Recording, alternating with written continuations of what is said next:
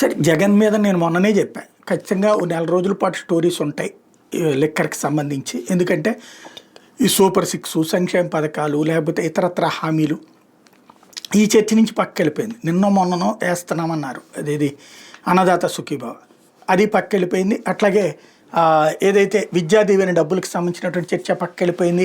Hostel వసతి దీవెనకు సంబంధించి పక్కకి వెళ్ళిపోయింది. అసలు ఇప్పుడు అడ్మిషన్ జరుగుతున్న టైం అది మెయిన్. కోట్ల మంది లక్షల మంది విద్యార్థుల జీవితాలతో ముడిపడి ఉన్నటువంటి అంశం. అది చర్చ జరగకుండా ఇప్పుడు ఈ లిక్కర్ చర్చ సీరియస్గా వెళ్తుంది. అయితే ఇక్కడే ఒక విచిత్రమైంది ఏంటంటే, ప్రభుత్వం మద్యం దుకాణాలే ఏర్పాటే ఒక కుట్రట. మిథున్ రెడ్డి, కేసిరెడ్డిల పాత్ర మీద దొరికిన ఆధారాలంట.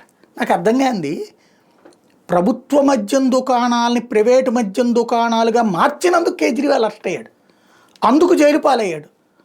అందులో పార్టిసిపేట్ చేసి షాపులు పెట్టించినందుకు కవిత జైలు పాలైంది.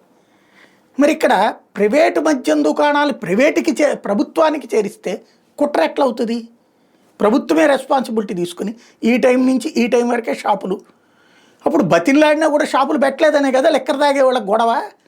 అట్లాగే లిక్కరు ఎవడైనా సరే ప్రైవేట్ షాప్ వాడు ఇప్పుడు నకిలీలు పట్టుకొస్తున్నాడా, ఇతర రాష్ట్రాల నుంచి పట్టుకొస్తున్నాడా, ఏమైనా జరుగుతున్నాయి.